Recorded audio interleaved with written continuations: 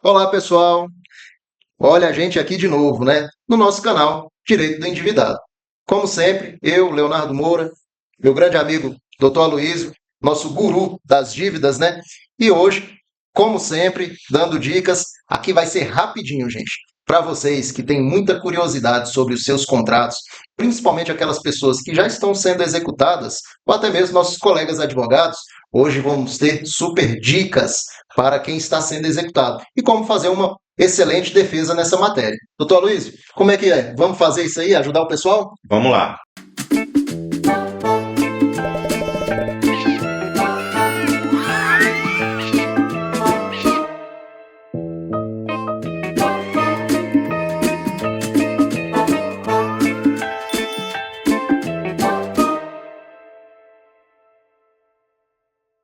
Pessoal, tudo bem?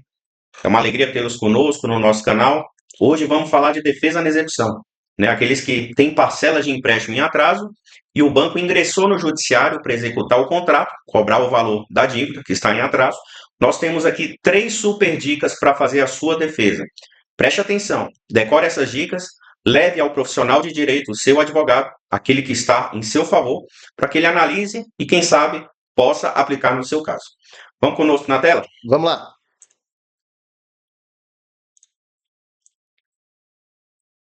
Primeira grande dica: juros de mora não pode ser capitalizado. Tanto a lei quanto a jurisprudência proíbe a capitalização dos juros de mora, ou seja, a capitalização dos juros da inadimplência. Mas, infelizmente, boa parte dos bancos insere em sua planilha de cálculo os juros capitalizados, né? Então, a gente vai colocar aqui um exemplo para que vocês compreendam o que os bancos estão fazendo, essa verdadeira gafe que os bancos estão cometendo.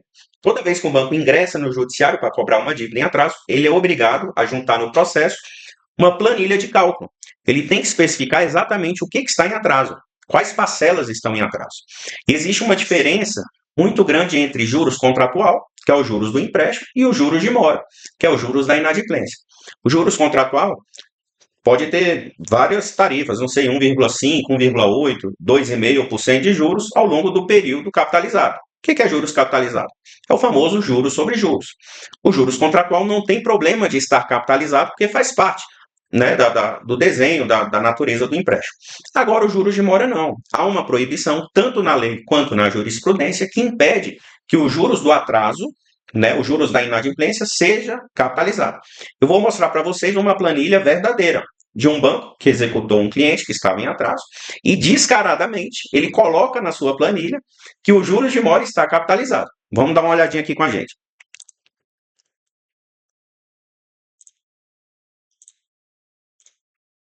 Ó, mais uma vez, como exemplo, o Banco de Brasília.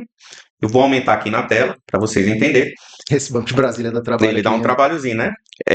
Aqui é uma empresa que aderiu ao nosso projeto, nos procurou para ajudá-los a criar essa defesa.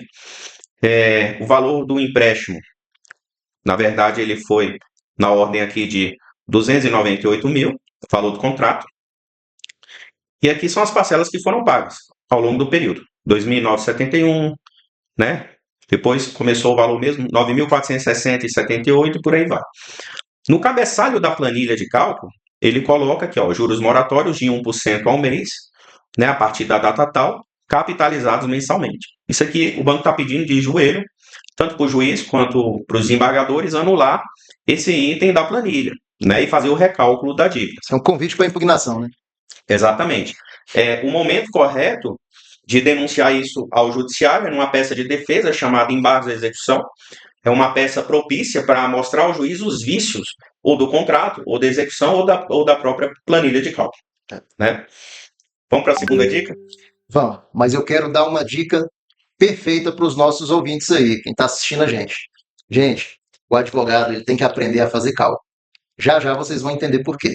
Vamos lá, meu amigo. Vamos lá. Então, a segunda dica de hoje é sobre a multa, né? Vamos dar uma olhadinha aqui o que fala essa cartilha nossa que nós montamos em favor de quem trabalha na área.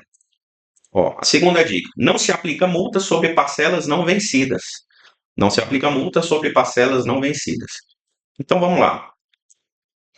Todo contrato de empréstimo tem uma cláusula chamada assim, da inadimplência. Ou seja, Caso a pessoa entre em inadimplência, ela vai ser punida por conta do atraso e vai acontecer várias coisas com ela do ponto de vista contratual. Então, dentre elas pode acontecer o vencimento antecipado do título, mais para frente vou explicar o que se trata, vai ser aplicado juros de mora e vai aplicar uma multa. Só que é muito claro isso, tanto no judiciário quanto nos desenhos do contrato, que a multa só se aplica sobre parcelas vencidas e não sobre parcelas não vencidas. Só que o banco ele comete o abuso, o absurdo de aplicar multa sobre o contrato inteiro, sobre o contrato, sobre o valor do empréstimo praticamente. Ele esquece que há uma distinção entre parcelas vencidas e não vencidas. Vamos voltar para a planilha para eu mostrar para vocês o que os bancos estão fazendo. Ó, voltando para a mesma planilha de cálculo, dá uma olhadinha que eu vou aumentar para vocês. Ó. A multa de 2% que está prevista no contrato, ela está aplicada sobre o valor total. Por que eu sei isso? Porque quando a gente olha essa planilha, em nenhum lugar você vê a distinção aqui nas colunas do que é juros contratual, juros de mora e multa. Está tudo misturado. Ele só coloca aqui um cabeçalho, que é um absurdo. Ele diz que aplica multa sobre valor corrigido, sobre juros principais e juros moratórios, mas não faz distinção nos cálculos o que é cada qual. Ó, a gente avança aqui, tudo que está pintado de amarelo, pessoal, são parcelas pagas. São parcelas pagas. Isso aqui é uma pessoa jurídica, uma empresa que fez empréstimo e não conseguiu honrar. Né? Aqui foram várias situações, pandemia, enfim, problema com fornecedor, etc. Ó, tá vendo aqui, no final, tem a totalização do valor devido. Vocês observam o seguinte, tem o valor total concedido e esse juros moratório com a multa está incidido sobre tudo, porque eles não separam aqui por parcela. Né? O correto seria aplicar essa multa só na parcela vencida. Né? Então, por exemplo, essa empresa pagou 16 parcelas do empréstimo. Se a gente olha aqui, vou aumentar para vocês. 16 parcelas do empréstimo. Então, a multa seria sobre as parcelas em atraso. Se a parcela de número 16, ela venceu aqui no mês 3, observa aqui, ó, mês 15, mês 15 para o mês 16, a parcela 15 para a parcela 16, mês de março. Esse processo foi dado entrada em julho. Então, nós temos 4 parcelas em atraso. Né? Março, abril, maio, junho. Não, desculpa, tem mais. Março foi pago. Abril, maio, junho e julho, 4 meses em atraso. Então, a multa de 2% é sobre 4 meses em atraso. Então, o advogado atento, especialista em cálculo jurídico e defesa na execução, ele pinta em bota, ele abre um tópico lá na defesa só para falar disso, que a multa está sendo aplicada sobre o contrato todo e não sobre o que está em atraso. Tá bom? E aí? Temos mais dica aí? Tem a última que é a mais grave, né? É o absurdo do que os bancos estão fazendo que vai modificar completamente o valor da dívida. Antes de entrar nessa dica, eu vou explicar para vocês um instituto que existe no nosso país chamado vencimento antecipado do título. O nosso país tem uma legislação muito favorável aos bancos. Retrógrada, né? Enfim, não é um país de primeiro mundo com a legislação moderna. Uma das coisas que a gente defende no nosso canal é a criação de uma legislação moderna que equilibra a relação consumerista, né? Que é entre os bancos e o consumidor. Aqui não existe isso. A nossa lei é absolutamente favorável aos bancos e não aos consumidores, não aos devedores. E uma das nossas leis vai dizer o seguinte, que se a parte se torna inadimplente, não se fala o período, o banco ele pode invocar um instituto, né? Um instituto em direito chamado vencimento antecipado do título. E quando ele ingressa no judiciário, ele não cobra só o valor das parcelas em atraso. Olha, acredite, ele cobra o valor da dívida toda. O valor da dívida toda, né? O que é um absurdo. Mas vamos lá. Eu vou mostrar para vocês nessa planilha a diferença que há entre cobrar o valor da dívida toda e o valor das parcelas em atraso. E o vacilo que esse banco cometeu ao ingressar no judiciário sem invocar esse instituto. E olha a diferença de valor que dá no tamanho da dívida. Vamos ver. Dica de ouro, hein, gente? Grava isso. Aqui, ó. A terceira dica é a seguinte. Não se vence o título antecipadamente por cláusula com alegações genéricas. Eu vou mostrar para vocês a foto do contrato de 2 bancos. O primeiro contrato aqui é o BRB, o Banco de Brasília. Deixa eu aumentar. E o segundo contrato é do Banco do Nordeste. Lá no meio do contrato escondido tem uma cláusula que é sobre o vencimento antecipado. É bem pertinho da cláusula da inadimplência. Ela fala o seguinte, deixa eu aumentar aqui para vocês. Além dos casos previstos em lei, o credor poderá considerar antecipadamente vencida esta cédula, ou seja, o contrato, de pleno direito, com exigibilidade de dívida e sustentação de qualquer desembolso, independentemente de qualquer aviso ou notificação judicial ou extrajudicial. Traduzindo, pessoal, saindo do juridiquês, ele vai cobrar a dívida toda e não só as parcelas em atraso. Aí, item 1, pela falta de cumprimento de quaisquer das obrigações estipuladas nessa cédula. Bingo. É um absurdo. Quer dizer que se descumprir qualquer coisa do contrato, você se torna devedor do valor todo do empréstimo, e não só das parcelas que está em atraso. E se vocês observarem bem, o contrato também do Banco do Nordeste, ele fala a mesma coisa. Eu nem vou ler a parte de cima, que é idêntica, e o item A fala, deixar de cumprir qualquer obrigação estabelecida nos instrumentos de crédito firmado com o banco. Pessoal, isso aqui é uma alegação genérica. Né? Um bom advogado de defesa na execução, ele samba e dança em cima disso aqui, mostrando para o juiz o absurdo. É uma alegação genérica. Por que eu estou falando que é genérica? Se a gente olha o entendimento do STJ, e eu trouxe um julgado para vocês, a gente percebe que a inclinação do nosso Tribunal Superior é que o contrato tenha, no mínimo, estipulado quantas parcelas em atraso para poder pedir o vencimento antecipado do título. Vamos olhar junto esse julgado? Aqui é uma jurisprudência do STJ. Vamos dar uma olhadinha. O que fala esse julgado? Ele vai dizer o seguinte: sob o vencimento antecipado do título, em que o inadimplemento de determinado número de parcelas, o ideal, né, é que o banco coloque em seus contratos um determinado número de parcelas para poder acarretar o vencimento extraordinário de todas as subsequentes, ou seja, a integralidade da dívida poderá ser exigida antes do seu termo. E, lamentavelmente, isso não está acontecendo.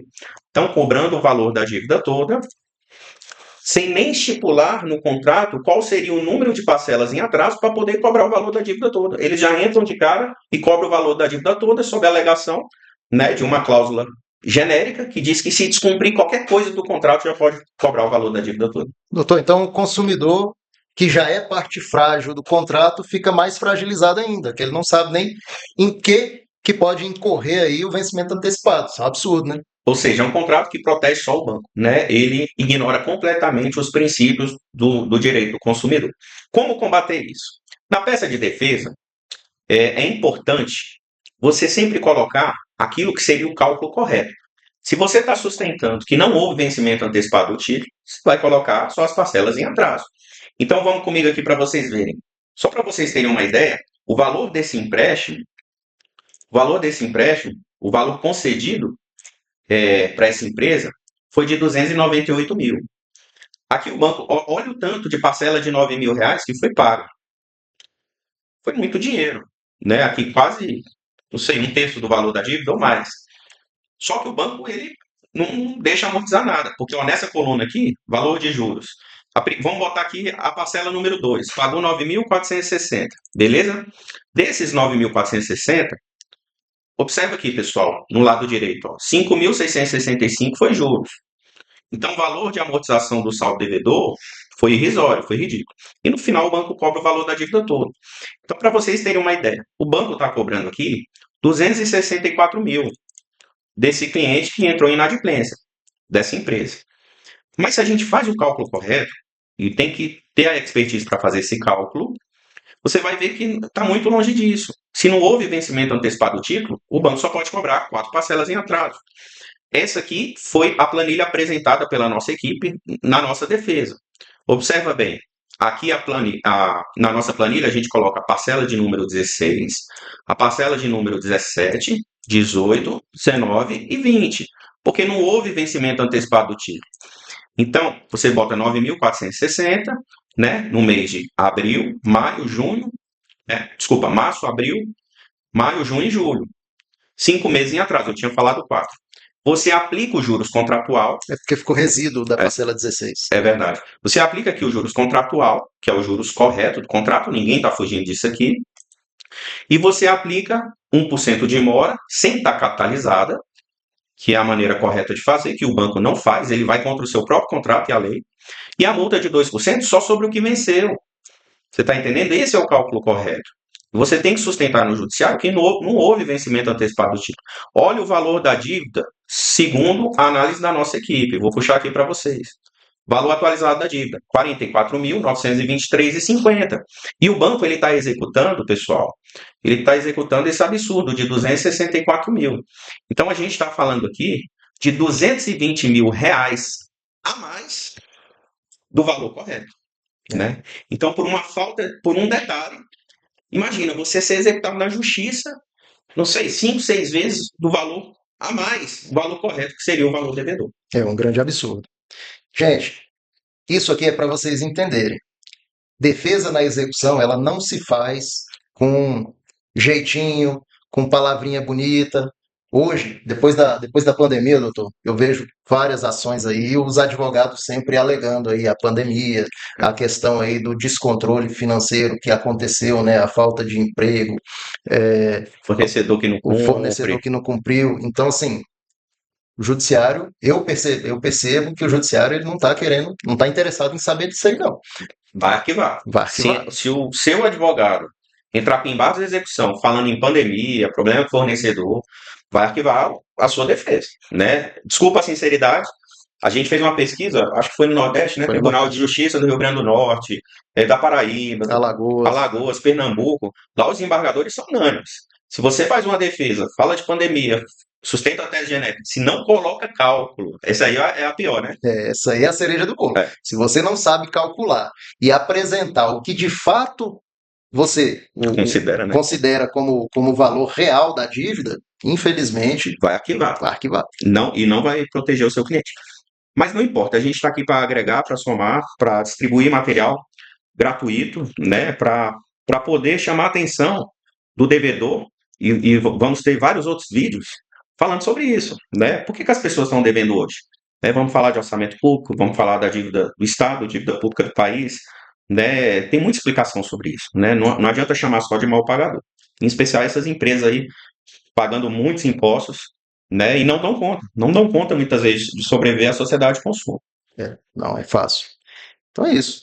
Faz o fechamento aí que eu quero ver. Pessoal, assina o nosso canal, toca o sininho, divulga esse material, esse conteúdo para mais pessoas que estão precisando e vamos ver se a gente ajuda, né, os consumidores nessa guerra travada contra os bancos, que são parte hiper suficiente na relação de consumo e acaba levando a melhor, porque a legislação está favorável a eles. Infelizmente. Gente, quero deixar um abraço para vocês aí. Logo, logo a gente volta com mais dicas para vocês. Não deixe de seguir a gente. Isso aí precisa chegar aos ouvidos e aos olhos de muitas pessoas. A gente sabe que o Brasil está carente de informações sinceras e precisas na questão aí de dívidas. Um grande abraço para vocês e até a próxima.